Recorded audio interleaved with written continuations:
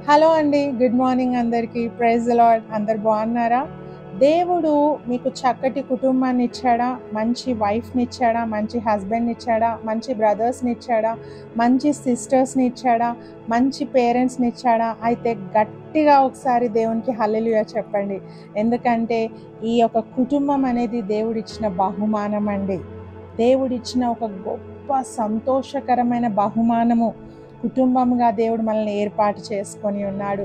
అందుని బట్టి ఆయనకు మహిమ కలుగును గాక. అయితే అపవాది కుటుంబాన్ని టార్గెట్ చేస్తూ ఉంది. అపవాది కుటుంబాన్ని నాశనం చేయడానికి ప్రయత్నిస్తూ ఉన్నాడు. ఎలా అంటే కుటుంబాల మధ్యలో కుట్రలు పెట్టి, కుటుంబాల మధ్యలో మిస్అండర్స్టాండింగ్స్ తీసుకొచ్చి, అపార్థాలు తీసుకొచ్చి, ఏదో ఒక విధంగా గొడవలు సృష్టించి ఈ కుటుంబం అంతా కూడా అందరూ ఎడమొఖం పెడమొఖం అయిపోతే ఈ అపవాదికి వచ్చే లాభం ఏంటంటే వాళ్ళు సంఘానికి కూడా దూరం అయిపోతారు. అలా వాళ్ళు దేవునికి కూడా దూరం అయిపోతారండి. వాటి కోసము అపవాది ప్రయత్నం చేస్తూ ఉన్నాడు. కానీ అది మనకు తెలియక మనము ఏదో మనసులో ఊహించుకొని పగల్బెంచేసుకొని, మా అన్న నన్ను ఇలా అన్నాడు, మా అమ్మ నన్ను ఇలా అనింది, నాకెందుకు, అదెందుకు, ఇదెందుకు అని మనము ఆ ఊబిలో నుంచి బయటికి రాలేకపోతా ఉన్నాము. ప్రియ సహోదరి సహోదరుడా, ఈ ఉదయకాల సమయంలో దేవాతి దేవుడు మనతో మాట్లాడుతూ ఉన్నాడు. ఏమనంటే సహోదరులు ఐక్యత కలిగి ఉండుట ఎంత మేలు, ఎంత మనోహరము. కీర్తనలు 133:1. ప్రియ సహోదరి సహోదరుడా, ఐక్యత కలిగి ఉంటే ఎంత మేలు అని వాక్యం చెప్తా ఉంది. యూనిటీగా ఉంటే చూడండి, ఒక్క తాడునంట ఈజీగా తెంపేయొచ్చంట. కానీ 2-3 తాళ్లను అవి పెనేసుకొని ఉన్న తాళ్లను మనం తెంపలేమంట.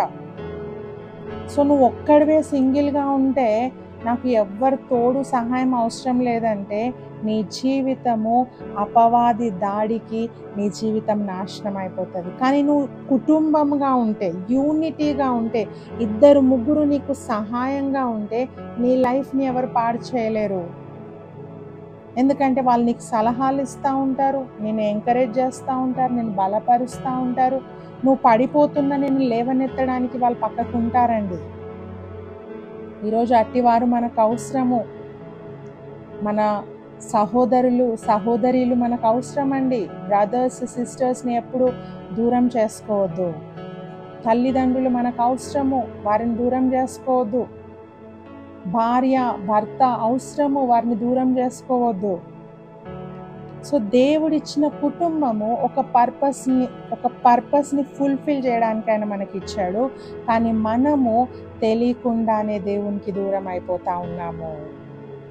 సో కుటుంబం నిలబడాలంటే ఆ కుటుంబంలో నెమ్మది ఉండాలి, పీస్ ఉండాలి. చాలాసార్లు కొంతమంది హై టోన్తో మాట్లాడుతూ ఉంటారు.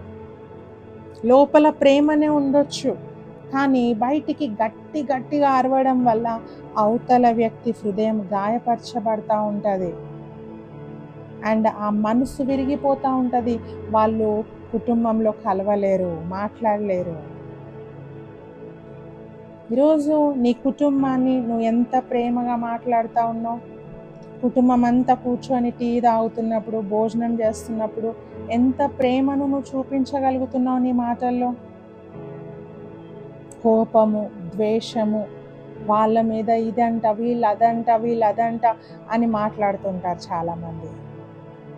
నో అండి, ఈ కర్కశమైన మాటలు హృదయాన్ని గాయపరుస్తాయి. సో కుటుంబంగా నువ్వు కూర్చున్నప్పుడు ప్రేమతో నువ్వు మాట్లాడాలి.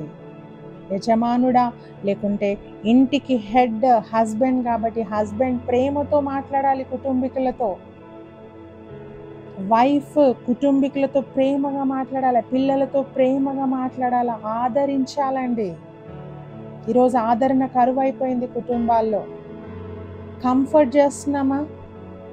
మా మమ్మీ దగ్గరికి వెళ్తే నాకు ఆదరణ దొరుకుతుందని నీ పిల్లలు చెప్పగలరా? నా భార్య దగ్గరికి వెళ్తే నాకు ఆదరణ దొరుకుతుందని నీ భర్త చెప్పగలడా? నా భర్త దగ్గరికి వెళ్తే నాకు గొప్ప ఆదరణ దొరుకుతుందని భార్య చెప్పగలదా అండి? అది లేనిది ఇది కుటుంబమే కాదండి. సో ప్రియ సహోదరి సహోదరుడా, వాక్యం చెప్తా ఉంది, ఐక్యత కలిగి ఉంటే మేలు మనోహరము, మేలు వెంబడి మేలు నీ కుటుంబంలో దేవుడు అనుగ్రహిస్తాడు. నువ్వు కలిసి ఉంటే, భర్తతో కలిసి ఉంటే, భార్యతో కలిసి ఉంటే, పిల్లలతో కలిసి ఉంటే, అత్తమామలతో కలిసి ఉంటే, ఇవన్నీ నువ్వు చేసినప్పుడు కుటుంబము ఒక ఐక్యతగా, ఒక యూనిటీగా, ఐక్యతగా ఉన్నప్పుడు దేవుడు నీ కుటుంబాన్ని వర్ధిల్ల చేస్తాడు, మేలుతో నింపుతాడు ఆయన.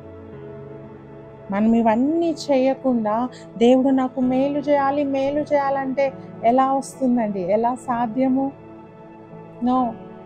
సో ప్రియ సహోదరి సహోదరుడా, ఐక్యతతో ఉందాం, కుటుంబంగా ఉందాం, ప్రేమతో ఒకరినొకరు పలకరించుకుందాం, ఒకరినొకరం ఆదరిస్తాము. దుఃఖంలో కుటుంబీకుల దగ్గరకు వచ్చినప్పుడు వారిని ఆదరిస్తాము, సహాయం చేద్దాము, మన వల్ల అయిన సహాయము వారికి అందిస్తాము. దేవుడు మన కుటుంబాలను బహుగా దీవించి ఆశీర్వదిస్తాడు. God bless you.